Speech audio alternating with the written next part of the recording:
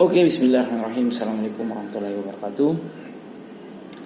Kali ini saya akan membahas tentang bab 4 perkembangan fisik di masa bayi. Adapun topik yang kita bahas adalah pertumbuhan dan perkembangan fisik di masa bayi, perkembangan motorik, dan perkembangan sensoris dan persepsi.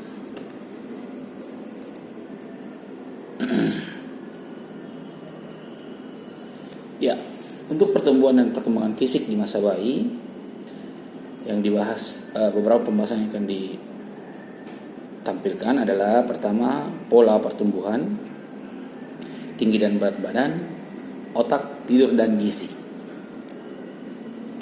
Ya, pola pertumbuhan. Pola pertumbuhan artinya bagaimana arah pertumbuhan individu dalam proses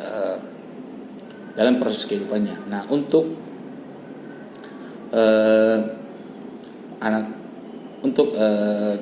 bayi, pola pertumbuhan yang terjadi itu adalah pola pertumbuhan sefalokaudal, yaitu pertumbuhan yang diawali dari bagian paling atas sehingga dia tumbuh dari atas sehingga kepala bayi terlihat jauh lebih besar dibanding badannya, kemudian tumbuh mengarah ke bawah. Nah, sementara untuk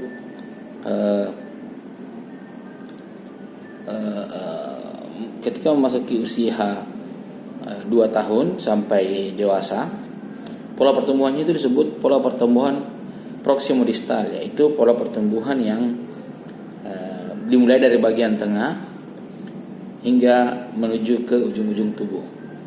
Nah, jadi kalau bayi dia diawali dari pola sefalokaudal, sedangkan ketika memasuki usia 2 tahun sampai dewasa, itu pola pertumbuhannya disebut pola pertumbuhan proximodistal. Nah, berikutnya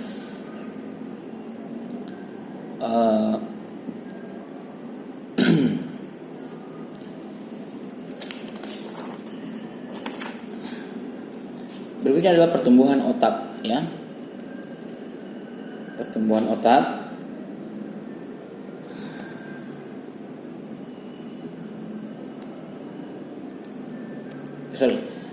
tinggi dan berat badan. Nah, kalau ideal secara umum bayi itu memiliki berat sekitar 2,5 kilo sampai 3,5 kiloan untuk bayi yang rata-rata lahir, ya. Rata-rata lahir itu sekitar itu. Adapun biasanya yang kurang dari itu beratnya, dan ada pula yang biasanya lebih berat dari 3,5. Nah, itu sudah termasuk sangat besar. Lalu bayi-bayi itu biasanya akan kehilangan 5-7% berat badannya di awal kelahiran. Kemudian setelah itu akan belajar menyesuaikan diri. Nah, kemudian setelah itu berdasarkan data statistik, bayi itu kemudian akan mengalami pertambahan berat badan yang cepat, sehingga salah satu indikasi bayi itu dalam keadaan sehat atau tidak itu dapat dilihat dari pertambahan fisiknya, pertambahan berat badannya. Kalau Anda biasa memperhatikan, nah, ibu-ibu yang memiliki bayi itu akan diberikan kartu kontrol yang menandakan kurva perkembangan berat badan bayi. Nah, itu ada yang dibagi dalam 3 area kuning, hijau, dan area merah. Nah, kuning itu ketika berat badannya berada di bawah standar, sementara hijau ketika dia berada pada situasi standar, atau memenuhi syarat, dan merah itu biasanya lebih ke situasi yang terlalu berat atau biasanya kecenderungannya terlalu mengalami berat badan yang terlalu berlebih. Lalu kita masuk ke otak. Bagian ini membahas tentang ada namanya sindrom sindrom bayi bergetar atau shaken baby syndrome. Ini berkaitan dengan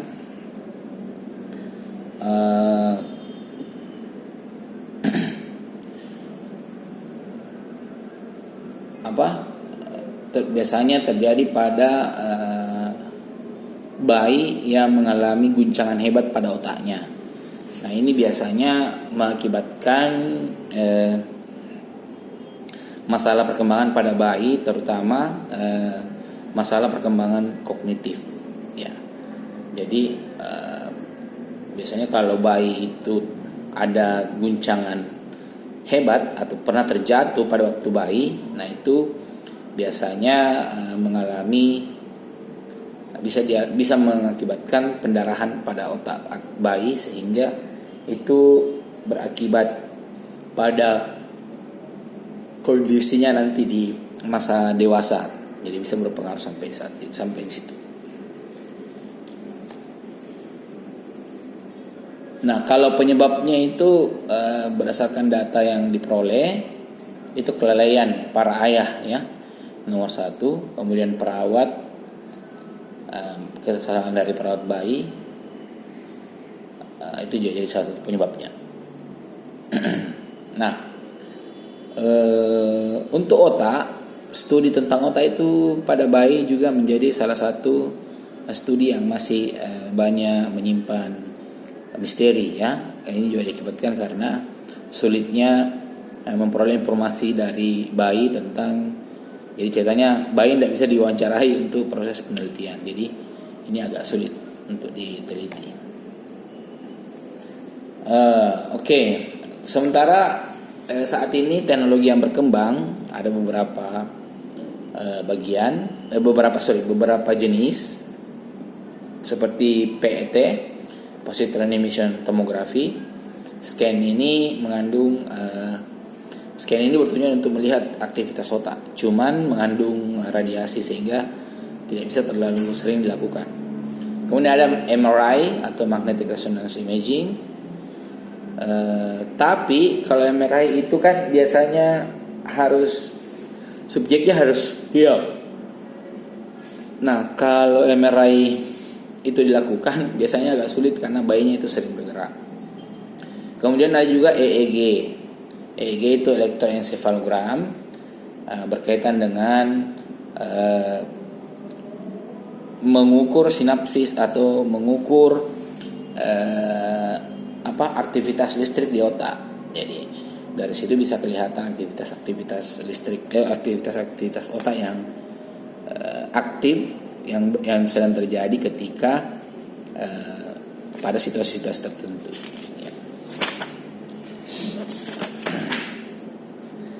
Lalu, perkembangan otak itu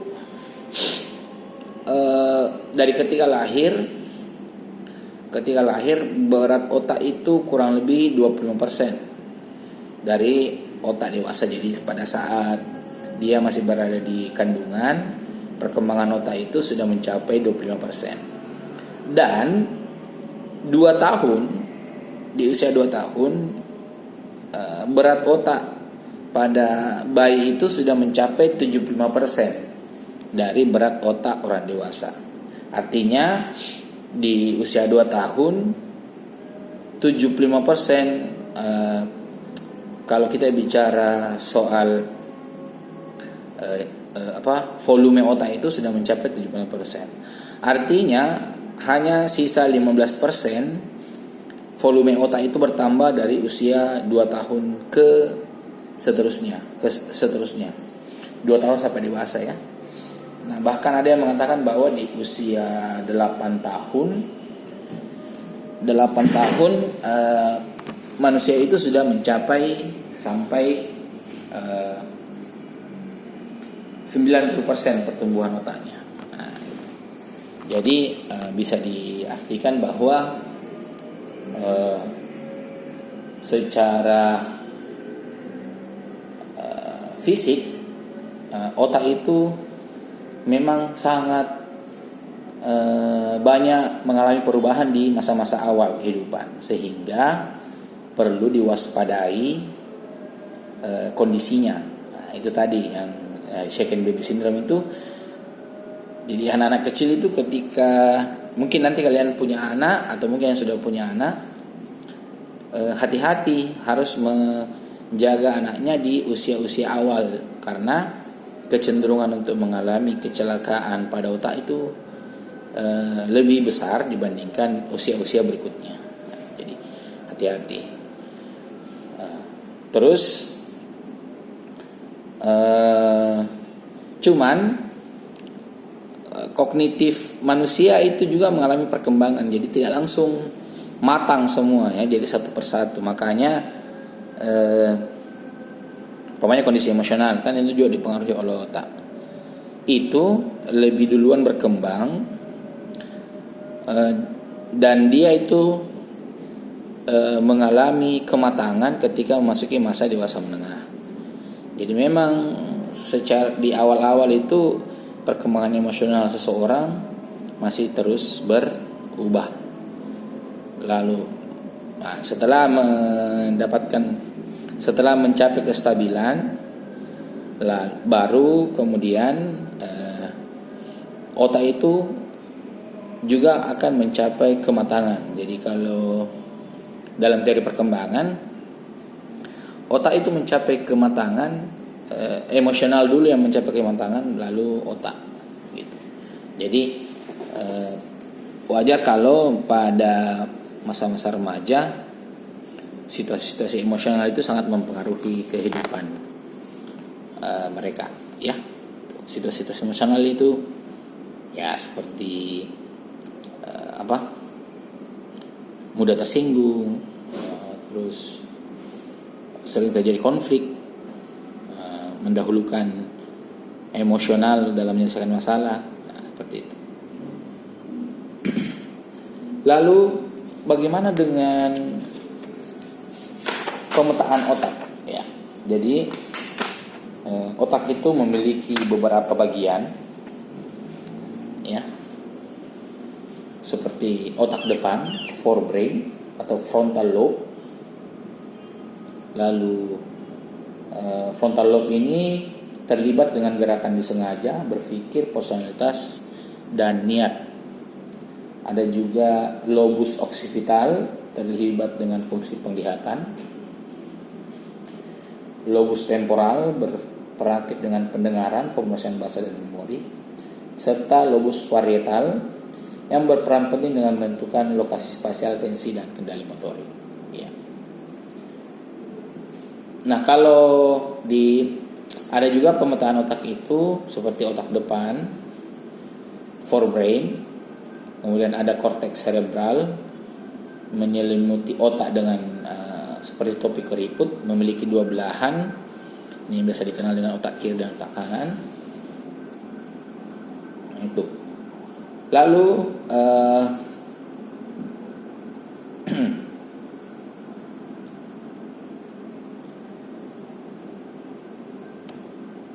lanjut ke perubahan-perubahan neuron ya.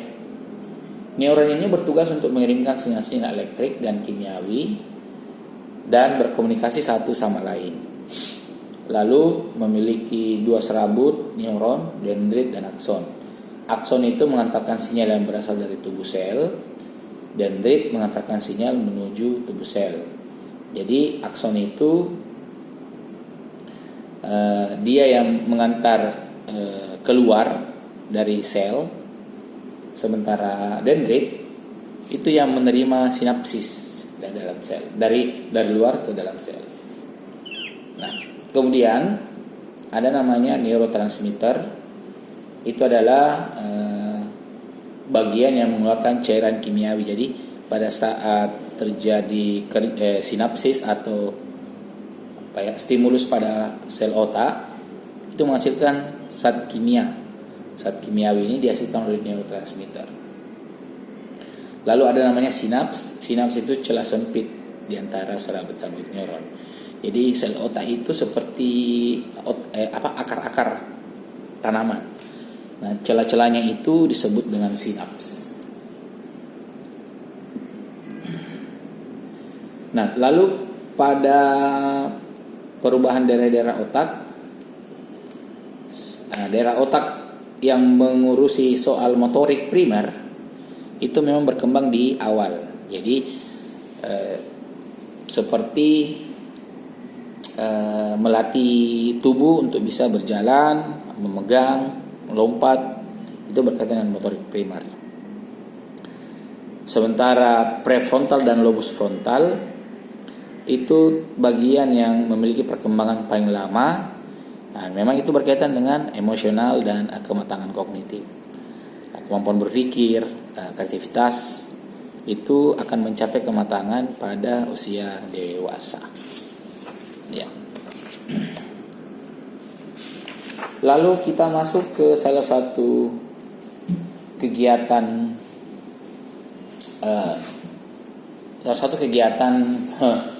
yang penting, tapi kadang agak dilupakan dalam kehidupan manusia, yaitu kegiatan tidur.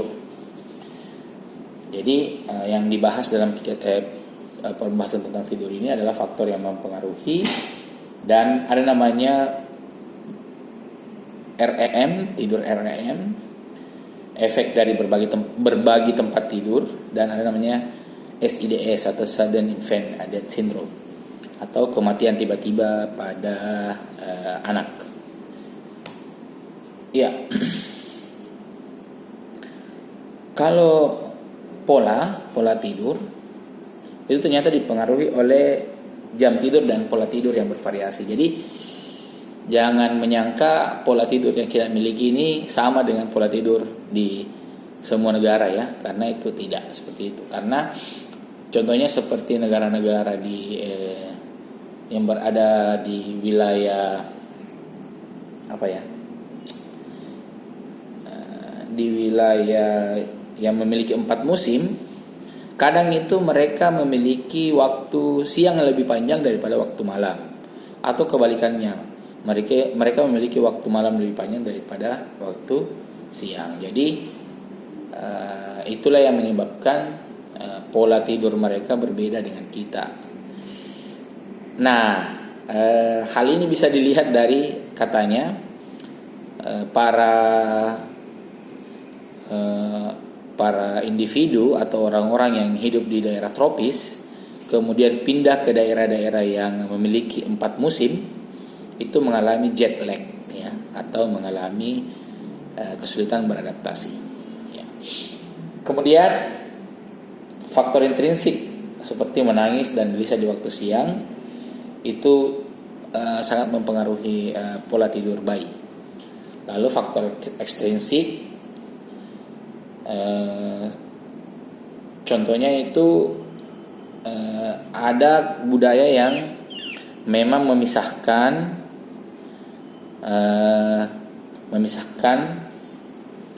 ibu dengan anak ya, jadi mereka tidak biasa bersama-sama. Kemudian ada juga yang memberikan ASI itu, pemberian ASI itu bukan sesuatu keharusan, jadi ini juga mempengaruhi. Gitu. Ya, yang terakhir adalah variasi budaya seperti yang saya jelaskan tadi, variasi budaya yang berbeda sehingga mengakibatkan pola tidur tiap budaya itu berbeda-beda. Nah, terus ada namanya REM. REM itu adalah kepanjangan dari Rapid Eye Movement. Ini biasa, mungkin Anda bisa perhatikan kalau kadang ada orang yang tidur itu masih goyang-goyang matanya. Nah, itu dikatakan Rapid Eye Movement.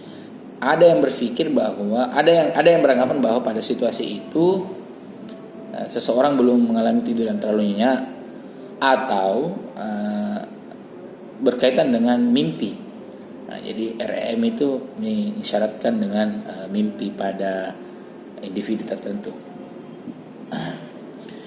Pada bayi itu akan mengalami penurunan seiring dengan bertambahnya usia. Ya. Lalu ada pula isu tentang berbagi tempat tidur. Nah, jadi kalau di Amerika, di daerah-daerah Eropa dan wilayah-wilayah Amerika, orang-orang di negara sana itu kan sudah memisahkan. Jadi sejak lahir mereka itu sudah punya kamar tidur untuk bayi. Nah, ini sangat berbeda dengan orang Indonesia yang masih menemani bayinya tidur sampai sampai usia berapa ya?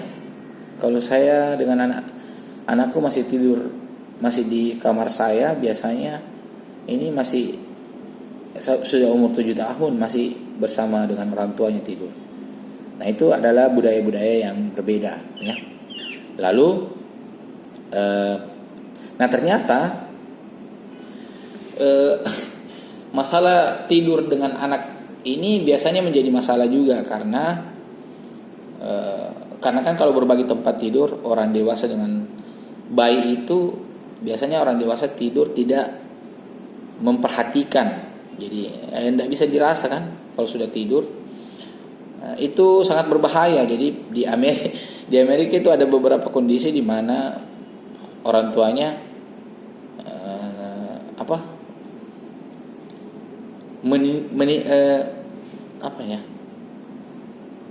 menindis tidak sengaja menindis anaknya sampai meninggal. Nah, ini berbahaya. Ini juga jadi pertimbangan biasanya. Nah, makanya kalau kayak di Indonesia itu memang biasanya ibunya saja yang tidur dengan anaknya. Bapaknya itu biasanya di bawah di lantai. Nah, itu jadi kebiasaan tertentu. Lalu ada namanya SIDS atau Sudden Infant Death Syndrome. Nah, ini terjadi biasanya bayi itu tiba-tiba berhenti bernapas ketika tertidur. Biasanya di tengah malam atau apa. Nah, ini terjadi karena pertama biasanya bayi itu tiba-tiba tengkurap. Nah, jadi langsung akses oksigennya tertutup. Atau memang karena ada memang masalah secara pernapasan, jadi meninggal mendadak tanpa ada sebab. Jadi banyak ya sebenarnya kasus-kasus SIDS itu dan biasanya berbagai macam penyebab. Oke, berikutnya kita masuk ke pembahasan gizi.